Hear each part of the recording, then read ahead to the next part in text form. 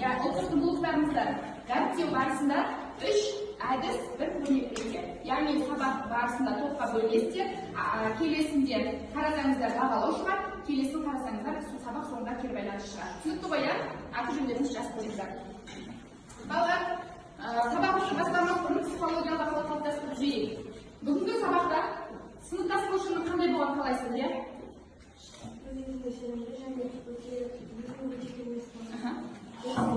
Белсенді болғанын қалай? Ақылды болғанын қалай? Сабақты жақсы оқығанын. Сабақты жақсы оқығанын қалайды. Және арнасы қандай болғанын қалайсың бұл сабақта? Белсенділігін көргім келеді. Белсенділігін көргісі келеді. Ақылдылығын көргісі келеді. Жоғарғы балл алғанын қалайды. Рахман алғысы көргісі келеді.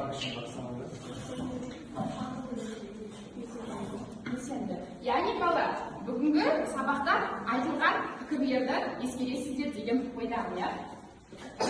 Олай болса, берілді. Яғни үй тапсырмасын сұрау үшін, яғни дискриптор, шығармадағы ана бейнесі, қазіргі өміріміздегі ана бейнесін салыстырыңыздар. Жалпы 2 балл.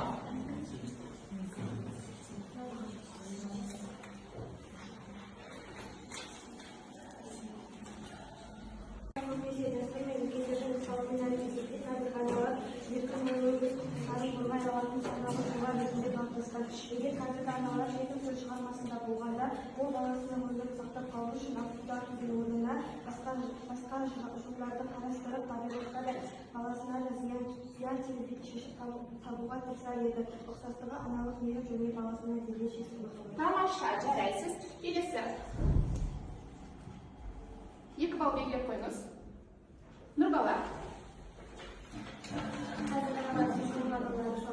Қазіргі аналар балаларына кішкене болсын қарайды, ал бұрынғы аналар ақылын тағанда таяқлаған болса, бұрынғы аналар балаларына жақсы қамқор болған. Тамаша, жарайсыз. Келесі.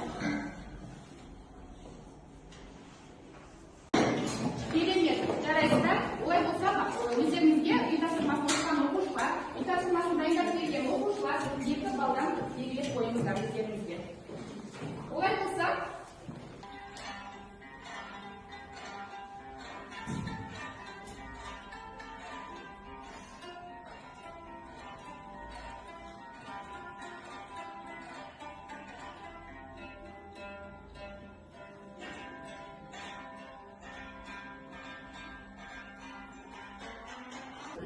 поэмасы. Балалар, олай болса, сіздерге бүгінгі сабағымыздың мақсатымен таныстырып өтейін. Жалпы бүгінгі сабағымыздың мақсаты композицияны ұқтастан бөлшекке айналдыру және бөлшектен қайтадан тұтасқа қарай талдау. Келесі сабақ мақсатымыз көркем шығармадағы кейіпкерлерді сомдауда тура және жанама мінездеулерге жіктеу. Олай болса, сіздерге бірінші тапсырма бергім келіп отыр. Тұжырымдар талқысы әдісі арқылы бірінші топ сіздерге сол тапсырмаларды 10 минут уақыт беремін. Сіздердің алдарыңызда балалар 3 тапсырманың да дискрипторы берілген.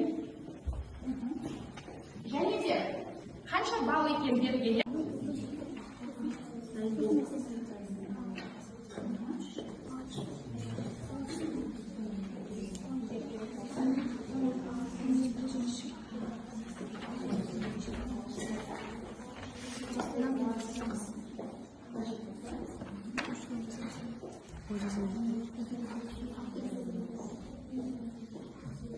Психология жайы күйін жеткізуі, біріншісіне келетін болсақ, анасы баласы үшін ақылдарды, яғни шарасыздықтан дегенмен тәуекелге сене болады және де өз ісінен адасып кеткенін соңында түсінген болады.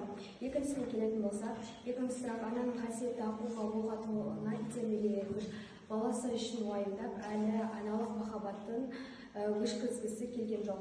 Үшіншісіне келетін болсақ, баласының ана отыр кейін бағып деген, яғни күй сөз мағынасын түсіндіріңіздер.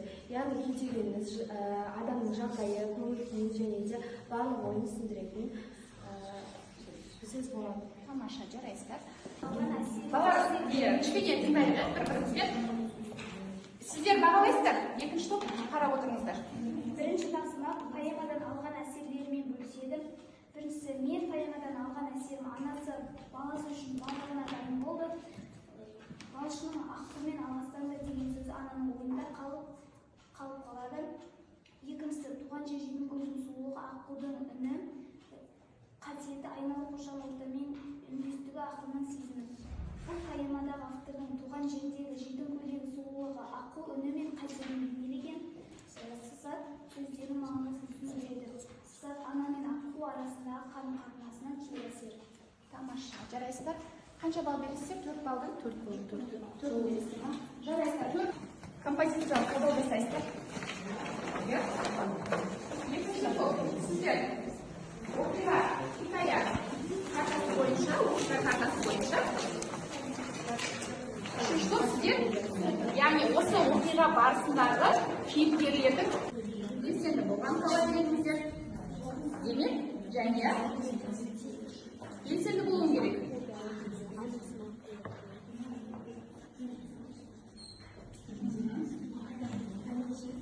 Болған топқа бір балл беремін. Бірінші болған топқа. Сіздер?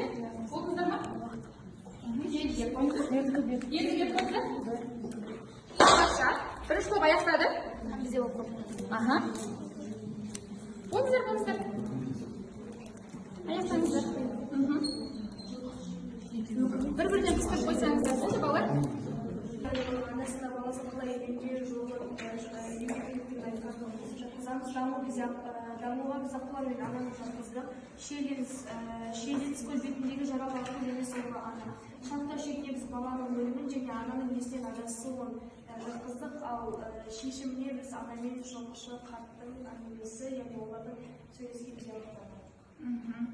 Яғни сіздерге, яғни кейіпкерлердің іс-әрекеті, оқиға барысындағы, Баласының ауысып қалуы, тауық шалдың келуі, тауық шалдың ақыл қанаты мен аластау керек екенін айтуы, әкесінің қарсы болуы, анасының мойымай көлге баруы, анасының ақылды атуы, өкінуі, жылқышының кеңесі, баланың дүниеден өтуі, көз жетім болып қалуы. Көлдің келімсіреуі, жарайсыздар. Содан кейін балалар соңында барып, аққулар қайтадан ол көлге оралмаған, содан бастап ол сіздер не істейсіздер? Қашаншыға үйленесіздер. Тамаша, белгілеп, сізге қазір кім болған болмаған сізге қалады. Айыру, белгілеп. Тамаша, бір балл өзіңе белгілеп қой.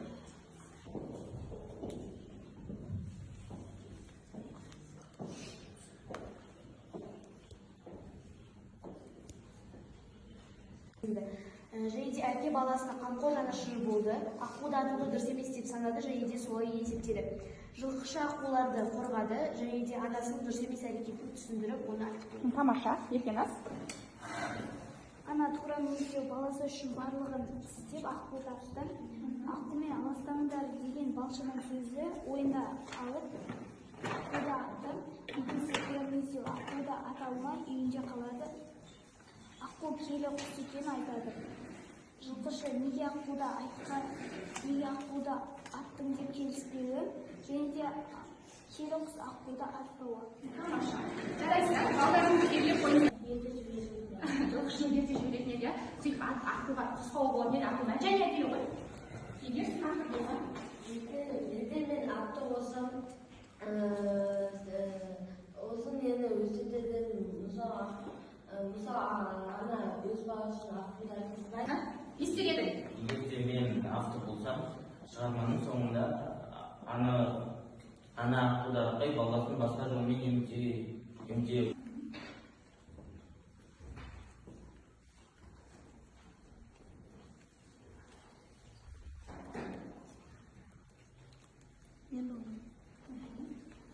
Сабақта өте керемет көңіл күй өтті, және де бәрі түсінікті болды, әрі қызықты өтті. Және де мен аққулар ұйықтағанда деген баяндамаларына қарап түсінетін бастадым. Тамаша, қазір. Мысалы өте қызықты және керемет өтті, маған сіздің белсенділігі және де жақсы баланы тапсырмады. Тамаша. Мына топтан Аржан.